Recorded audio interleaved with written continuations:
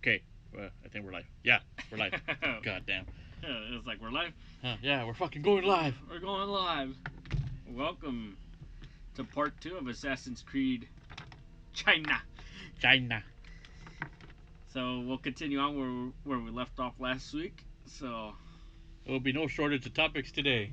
oh no, it'll be a lot of fun. That's for sure. It'll be a lot of fun and a lot of ranting probably from me. Oh hell yeah. I mean, I'll definitely chime in. I mean, my goodness, what a day. So let's continue where we left off from. And now, part 2 of Assassin's Creed China. His body is still warm. The assassin cannot be far. Shall we search the docks, Master Assassins claim they protect the innocents. Let us show them that their actions have consequences. Arrest everyone. Burn all the ships to ashes and find me the assassin.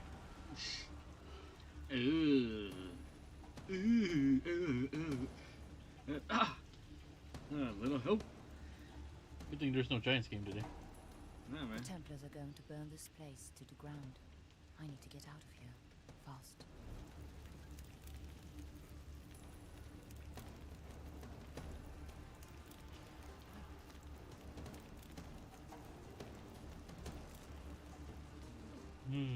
Alright, so this is where you left off last weekend. Yep. I gotta try and escape.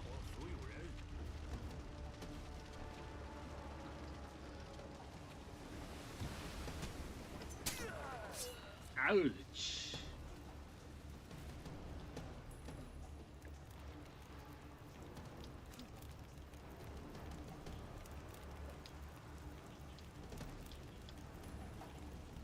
Over there.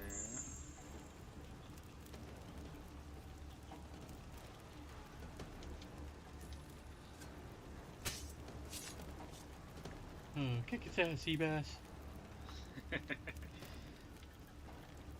So pretty much gotta try and obviously now escape Right. as they burned. The pit!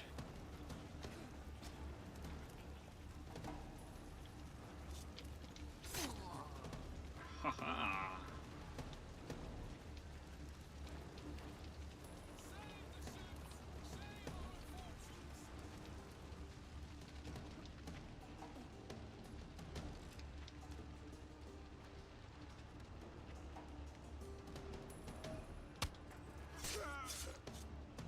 Splat.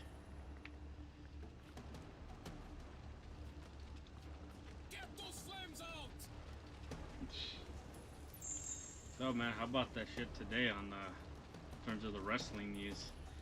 All I And have to say is fuck WWE and their stupid reasoning behind it. I did not. I'll be honest. I did not see that coming. I'm not gonna lie. The excuse given is bullshit. How is it that a billion-dollar company is citing budget cuts?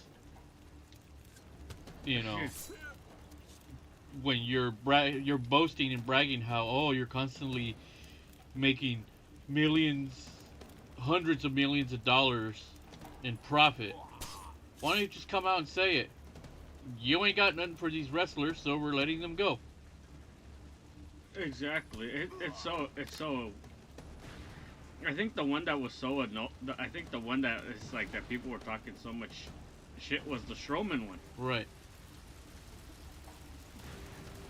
Shit. That one is the one that caught me the most off guard.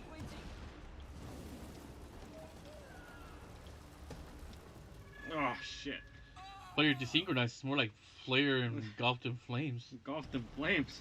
Yeah, that one caught me off guard. Because he And had $1 million. just because he's making $1 million a year. Oh yeah, but you have no problem giving money to a talentless hack. You know, who the moment that that individual steps on screen is gonna get booed worse than Donald Trump. Because no one gives a rat's ass. Nobody cares about her. You know, she sucked as a wrestler when she left. You know. And then meanwhile, you have 3 ladies that got released in those cuts that are very talented. One of them, being Lana, who has been busting her ass to get better in the ring. Unlike the redhead they brought in. I know. And then what was it? Because I did read like they were. She said, "Oh yeah, I'm gonna be wrestling." I'm like, Yeah, nobody wants to see that shit. We've seen you wrestle, lady. You suck diddly uck.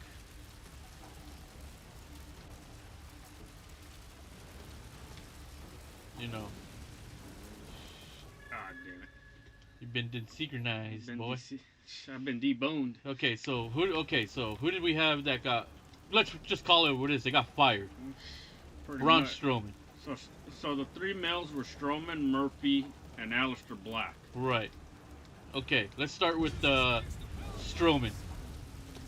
He was he became the Universal Champion last year during the pandemic WrestleMania, in which he beat Goldberg for the Universal title.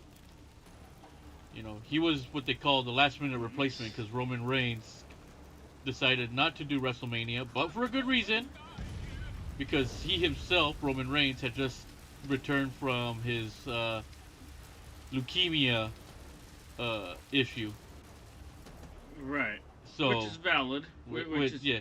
totally. So Strowman was the perfect logical choice. But next thing you know, as the champion, let's look at this carefully. After WrestleMania, who does he go up against? Miz and Morrison in a stupid handicap match deal. Right. Where they're trying to make him look like an idiot.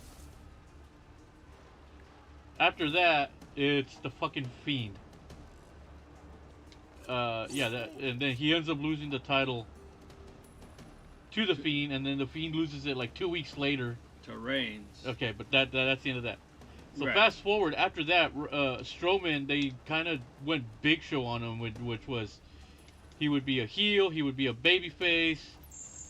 You couldn't fucking tell. 1 week he was a good guy, next week he was a bad guy, and then the next week he was back to being a good guy. Yeah. So then He got showed. he got showed, yeah. He got Paul White. So next thing you know, he's into this stupid feud with Shane McMahon that ends up with the match at WrestleMania, which he wins. So you're thinking, okay, you got a match against a McMahon at least at Mania. You're winning it. Right. Everything is looking pretty good. He's in the championship picture with McIntyre and Lashley. Lashley. Goddamn, I almost forgot who the champion is. That's how irrelevant it's become now. And next thing you know, and that was at the last pay-per-view they had. Yeah, that was And just now recent, he's gone. Now he's out. That was just like what, 2 weeks ago? 2-3 weeks ago. It's like fuck. Okay, so that's the end of that. So that was one that caught me off guard because that was supposed to be like one of Vince's favorites because he was a big guy.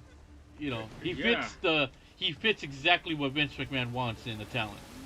But for some freaking reason, he just did not decide to pull the trigger on him. Why? We'll never know.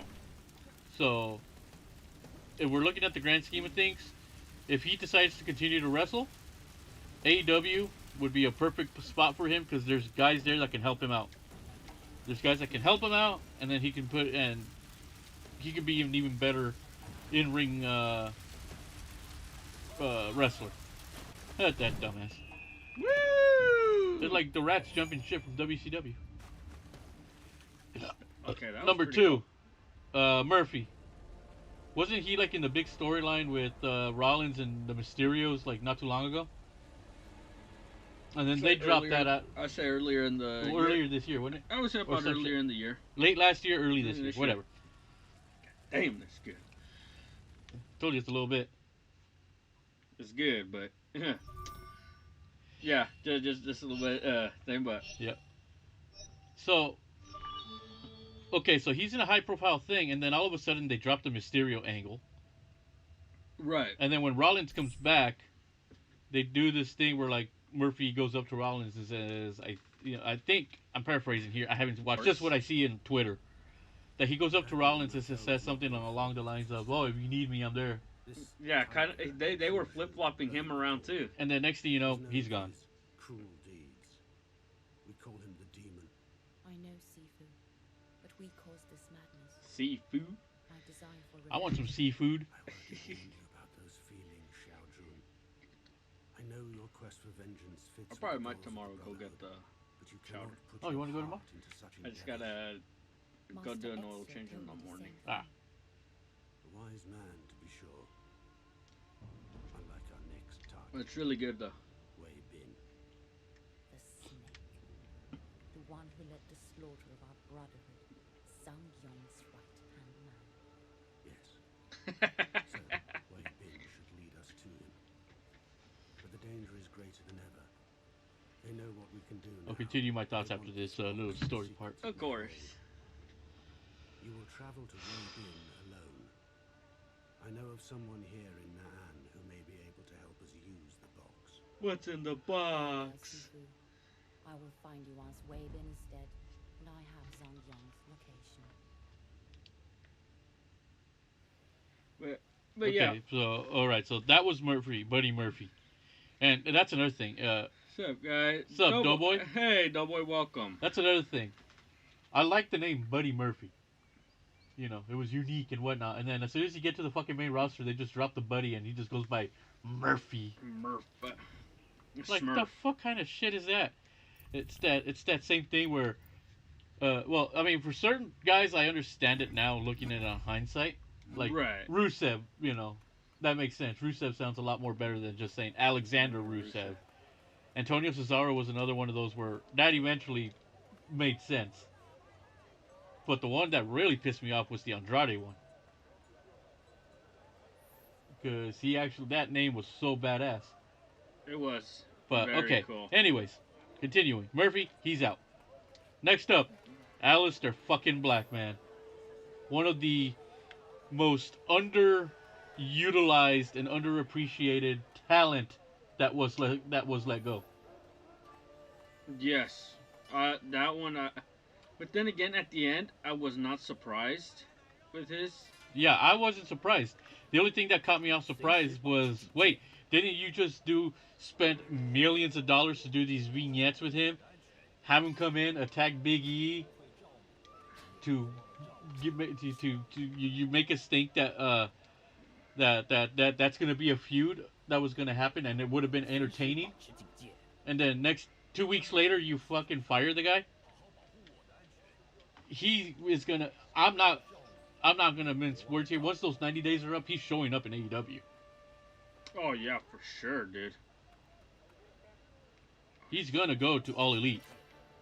I was just shocked, dude. I mean, like you said, they had just brought him back. Dude, they Yeah. had just brought him back.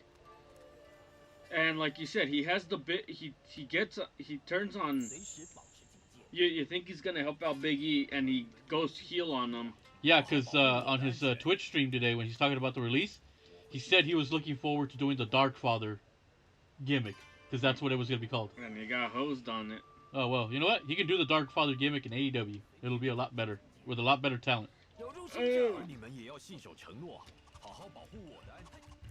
I mean, when he was in NXT, he ruled ass.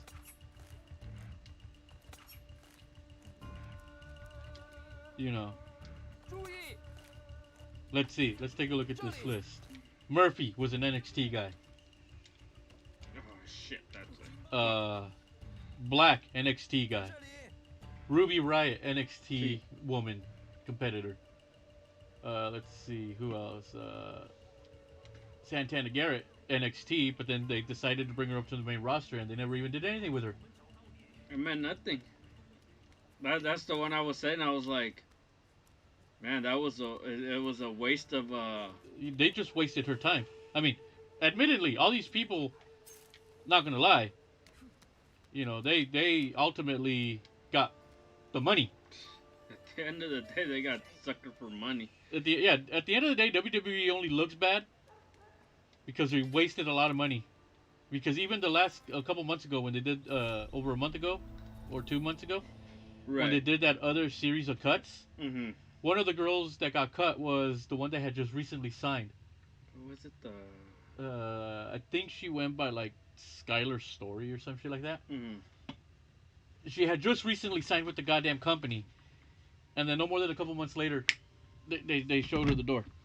Hey, Cheesy. Hey, geez, welcome, welcome. Welcome to this rant-fueled Episode episode of China. of Assassin's Creed China.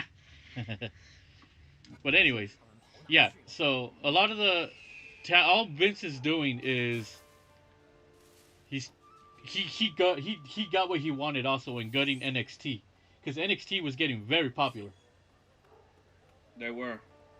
There's a reason why a guy like Tommaso Ciampa and Johnny Gargano always said we don't want to go to the main roster, and they stuck to their guns. Oh, of I even course. saw to the death of many of my brothers and sisters. I should light the candle at the altars throughout the city in respect of those who did not know. Oh, you should have stayed with him. But yeah, it's like at the end of the day, Oh, there we go. WWE is just wasting money, Oh, they are. and the only reason they're wasting that money is because they are. I'm not afraid to say it. They are afraid of All Elite Wrestling. They are afraid of AEW because now you have a competitor who, much like WCW when Bischoff took over, they're spending money. But the difference between WCW and AEW is that Tony Khan is smart enough to learn from the mistakes that were made from WCW. Yes, I will say that. And he is not afraid to get input from guys. I mean, the difference is, bro, easily, is there's a guy that's gonna spend the cash. And he's going to use the talent. Right. Because everybody likes to rank and rag on AEW because they bring the older wrestlers in. But here's the fucking difference between what AEW does with these guys and what the WWE does with them. WWE, when they bring in an old guy, the expectation there is to fucking wrestle. They want them to wrestle. And not just once or twice here and there. No. They want them full fucking time. Oh, there you go, bro. You did call it. Yep. Number two.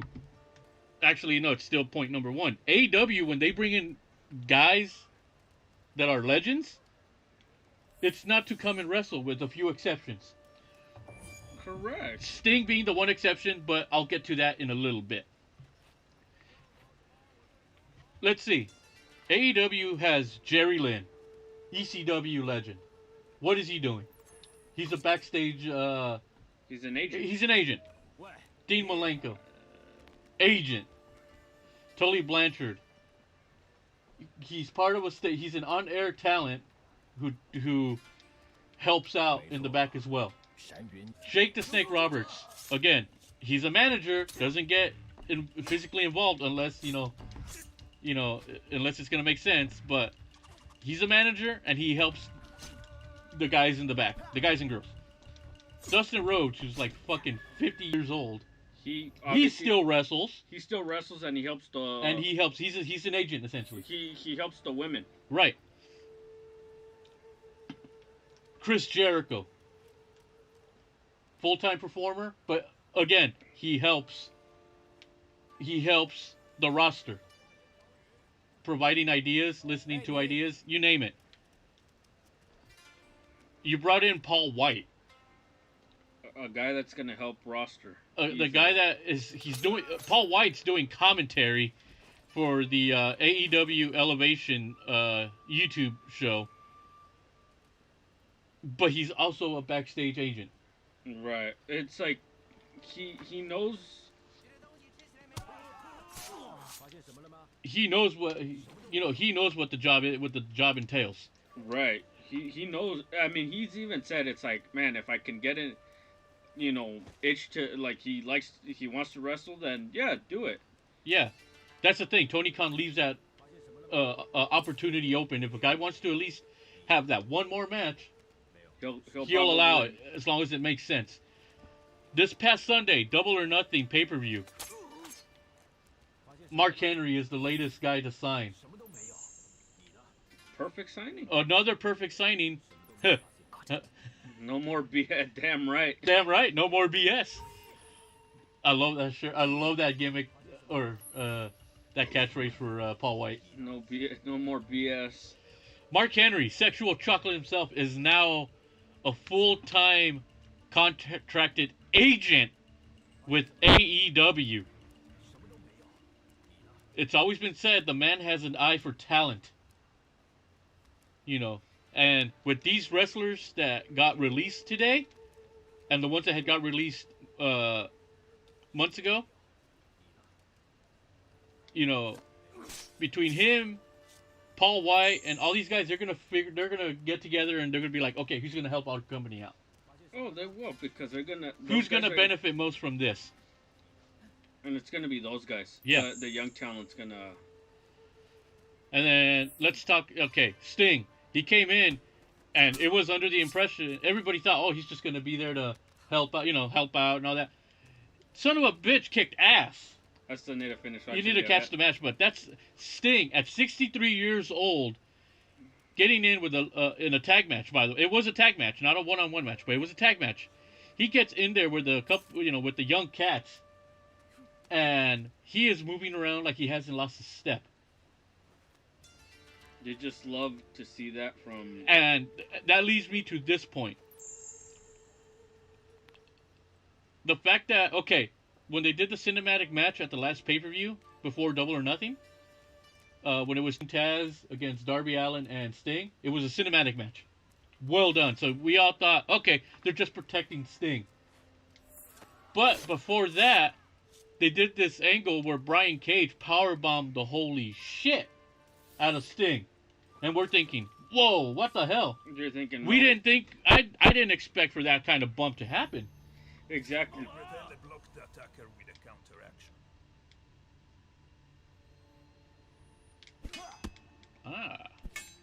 Excellent work. Keep it up.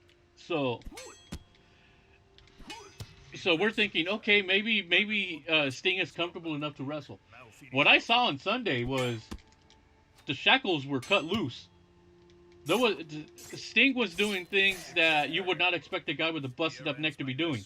And something tells me that because of the long wait, the long time in between of the matches.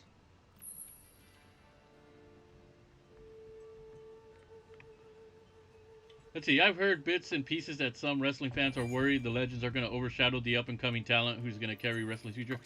I will get a little more in on that right now, because I will kind of talk about the pay-per-view from Sunday, showing that people are overreacting. But yeah, Sting. So in the tag match, Scorpio tries to go for the that slingshot cutter that he does. Mm-hmm. When he does it, Sting actually grabs him in midair and in a fluid motion hits him with the Scorpion Death Drop and pins him 1, 2, 3. Now, if this was WWE, everybody would be, everybody would not bat an eye about him beating the younger guy. But because it's AEW, now they're saying, oh, well, he just beat the young guy. He goes, considering how the storyline was going, Scorpio Sky and Ethan Page had been essentially dominating the thing. They've been having their way with Sting and Darby Allin. Exactly. But considering that when it comes to AEW and the way they do wins and losses, a loss to Sting does not hurt Scorpio Sky. No, and because what that match ended up doing was showing that those two guys as a tag team are going to go places. Okay, so Sting picks up the victory. It's one match. It's not like Sting's going to go on and become the world champion. Exactly. Sting is not going to be the world champion. If that did happen, then that's where you actually say, okay, yeah, something is definitely wrong there. Yeah, no. If anything, Sting is going to guide Darby Allin to the World Heavyweight Championship. Exactly. Because Sting is acting like a mentor manager. So, but it wasn't just Sting that won the match. It was Darby Allin because it was a tag team match.